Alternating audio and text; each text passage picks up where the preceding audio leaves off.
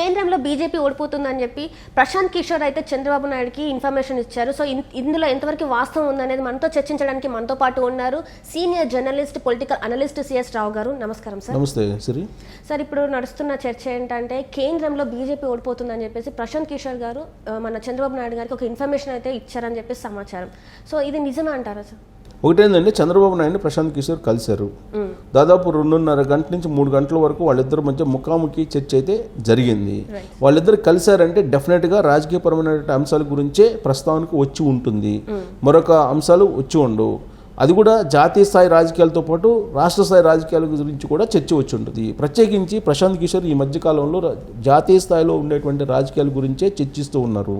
ఆయన రాబోయేటువంటి రోజుల్లో బీజేపీకి ప్రత్యామ్నాయంగా ఒక కూటమిని ఏర్పాటు చేయాలి, నరేంద్ర మోడీని గద్దె దింపాలి అనేది ఆయన అల్టిమేట్ టార్గెట్గా పెట్టుకున్నారు ప్రశాంత్ కిషోర్. దాంట్లో భాగంగా ఆయా రాష్ట్రాల్లో ఉన్నటువంటి బలమైనటువంటి పార్టీలని ఏకం చేసేటువంటి ఆలోచనతో ఆయన ముందడుగులు వేస్తూ ఉన్నారు. అందుకే చంద్రబాబు నాయుడు కలిసిన సందర్భంగా ఆయన తెలుగుదేశం పార్టీకి ఇక నుంచి పనిచేయబోతున్నారా, అందుకే చంద్రబాబు నాయుడిని కలిశారా అనేటువంటి ఓ ప్రశ్నలు ఉత్పన్నమైనవి. జగన్మోహన్ రెడ్డితో డిటాచ్ అయిపోయి ఇక నుంచి చంద్రబాబు నాయుడుతో ఆయన ఉండే అవకాశం ఉంది, ఇలాంటివన్నీ కూడా వినిపించాయి.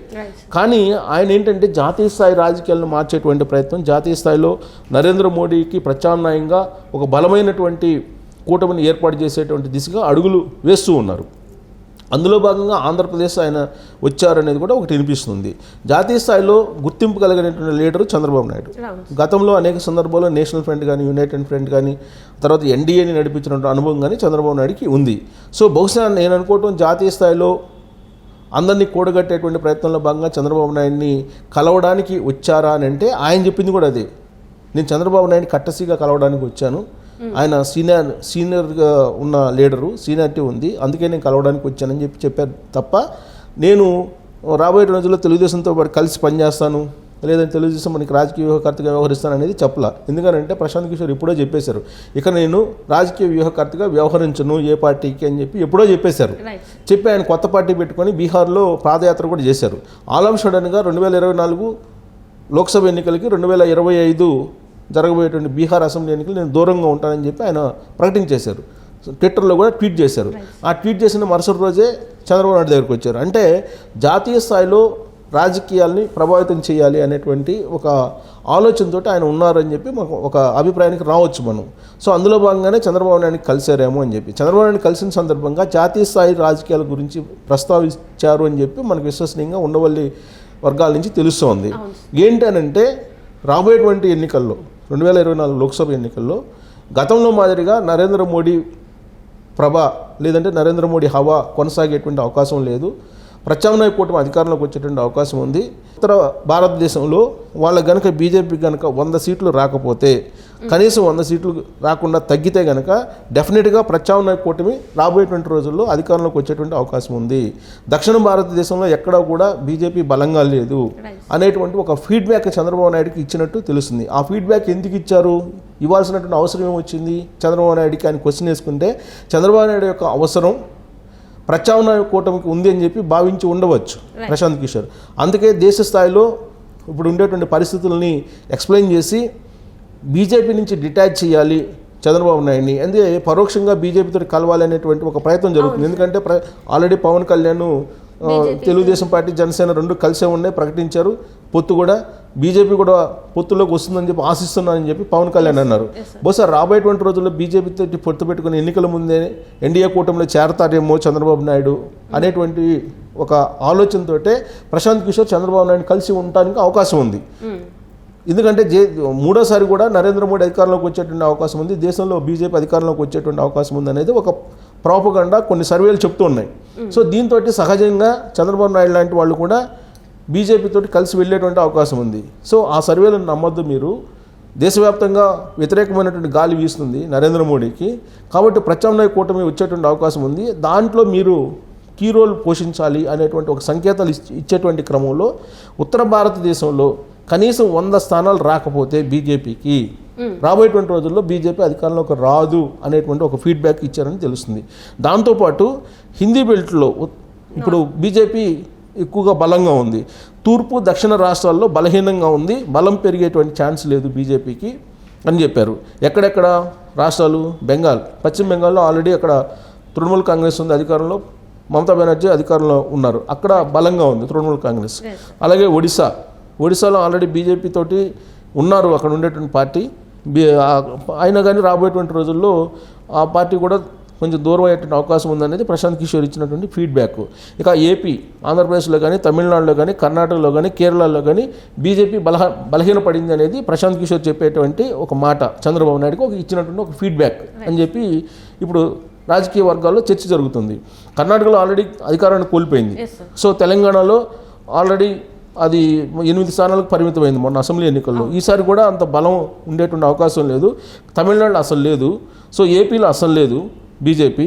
సో బెంగాలు, పశ్చిమ బెంగాల్, ఒరిస్సా, ఏపీ, తమిళనాడు, కర్ణాటక, కేరళ ఈ రాష్ట్రాల్లో బీజేపీ చాలా బలహీనంగా ఉంది.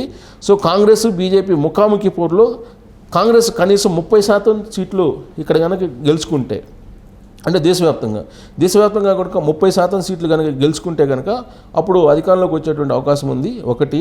రెండు ఏంటంటే రాజస్థాను, ఛత్తీస్గఢ్, మధ్యప్రదేశ్, ఇక్కడ మహారాష్ట్రలో ఈ 4 రాష్ట్రాల్లో కనుక కాంగ్రెస్ పార్టీ కొంచెం బలం పుంజుకున్నా కానీ కాంగ్రెస్ పార్టీ అధికారంలోకి వచ్చేటువంటి అవకాశం ఉంది. యూపీ, బీహార్, ఢిల్లీ రాష్ట్రాల్లో విపక్షాలు ఆధిక్యం పెంచుకునేటువంటి అవకాశం కూడా ఉంది. ఇప్పుడు ఆల్రెడీ యూపీలో బీజేపీ అధికారంలో ఉంది, యోగి ఆదిత్యనాథ్ సీఎం. కానీ లోక్సభ ఎన్నికలకు వచ్చేటప్పటికి ఈక్వేషన్ మారిపోయేటువంటి అవకాశం ఉంది. అక్కడ సమాజ్వాదీ పార్టీ ఆల్రెడీ ఇండియా కూటమిలో ఉంది. కాబట్టి ఈ పరిణామాలన్నింటినీ కూడా ఎక్స్ప్లెయిన్ చేశారు ఆయన. ఈ పరిణామాలన్నీ ఎక్స్ప్లెయిన్ చేసి రాబోయేటువంటి రోజుల్లో మోడీకి వ్యతిరేకమైనటువంటి గాలి వీస్తుంది, మీరు గమనించండి, మీరు తొందరపడి బీజేపీ తోటి వెళ్ళొద్దు అనేటువంటి ఒక హింట్ ఇస్తూ ఈ రాష్ట్రాల్లో ఉండేటువంటి పరిస్థితిని చెప్తున్నారు. ఇప్పుడు ఇటీవల కాలంలో జరిగినట్టు 5 రాష్ట్రాల ఎన్నికల్లో బీజేపీ హవా కొనసాగింది. రాజస్థాన్ కానీ, మధ్యప్రదేశ్ కానీ, ఛత్తీస్గఢ్ కానీ, అలాగే మిజోరాంలో ఆల్రెడీ సంకీర్ణ ప్రభుత్వం వచ్చింది అనుకోండి. మిజోరాంలో ఈ 3 రాష్ట్రాలు ప్రధానంగా ఇంపార్టెంట్, మధ్యప్రదేశ్, రాజస్థాన్, ఛత్తీస్గఢ్. ఈ 3 రాష్ట్రాల్లో అసెంబ్లీలో వచ్చినప్పటికీ కూడా లోక్సభ ఎన్నికలు వచ్చేటప్పటికి కాంగ్రెస్ పార్టీ వైపు మళ్ళేటువంటి అవకాశం ఉంది. కొంచెం పెంచుకుంటే కనుక ఓట్ బ్యాంకు కంపేర్ చేస్తే కనుక కాంగ్రెస్ పార్టీకి గౌరవప్రదమైనటువంటి ఓట్ బ్యాంక్ వచ్చింది ఈ 3 రాష్ట్రాల్లో కూడా.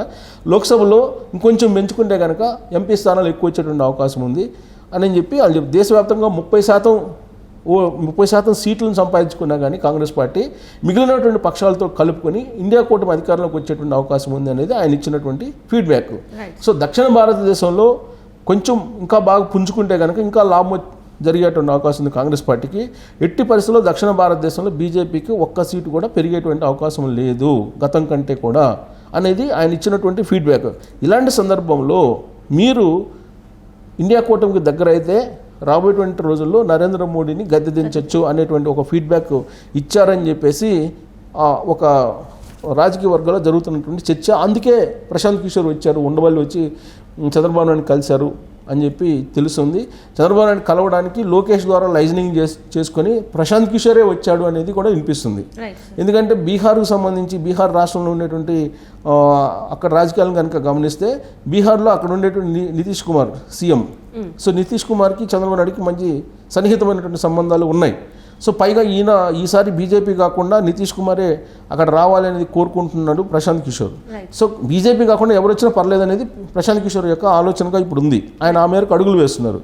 సో అందుకు లోకేష్ ద్వారా లోకేష్ని కలుపుకొని ఆయన వచ్చాడు చంద్రబాబు నాయుడిని కలవడానికి, జస్ట్ కట్టసి మీటింగ్ అని చెప్పి ఆయన చెప్తున్నాడు. సో తన టీం అయితే వైఎస్ఆర్ కాంగ్రెస్ పార్టీ పనిచేస్తుందని కూడా ట్వీట్ చేశారు. మళ్ళీ ఆయన వెళ్ళిన తర్వాత చంద్రబాబు నాయుడు మీట్ అయ్యి వెళ్ళిపోతూ ఐపాక్ ఒక ట్వీట్ చేసింది వెళ్ళిపోయిన తర్వాత, నేను జగన్మోహన్ రెడ్డితో ఉన్నాం, జగన్మోహన్ రెడ్డికి రాజకీయ వ్యూహాలను రచిస్తున్నాం అని చెప్పి. ఆల్రెడీ ఇప్పుడు జగన్మోహన్ రెడ్డికి ప్రశాంత్ కిషోర్ యొక్క శిష్యుడే రాజకీయ సలహాలు సూచనలు ఇస్తున్నారు. ఆయన ఋషిరాజ్ సింగ్.